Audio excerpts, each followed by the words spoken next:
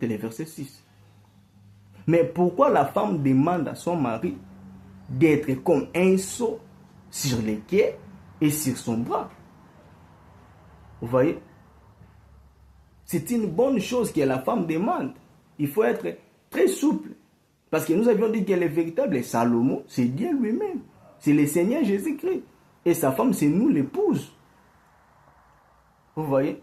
La femme n'a pas seulement demandé directement l'argent, l'or et toutes choses. Mais premièrement, elle a demandé d'être comme un seau sur le cœur de son mari et sur son bras.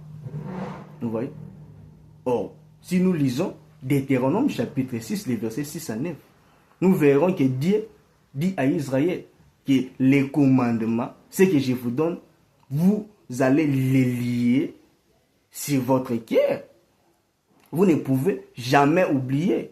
Partout où vous serez. Vous voyez? C'est que si on lit quelque chose sur le cœur, c'est que c'est une chose qu'on ne peut jamais abandonner, ni oublier, ni délaisser. Vous voyez? C'est comme ça la femme a demandé à David, et à Salomon plutôt. C'est comme ça que la Lamite a demandé à Salomon, que mets-moi sur ton cœur, comme un seau. Vous voyez? C'est qu'en réalité, Salomon ne peut jamais oublier sa femme, ne peut jamais délaisser sa femme, ne peut jamais abandonner sa femme. Alors, le véritable Salomon, c'est Dieu lui-même.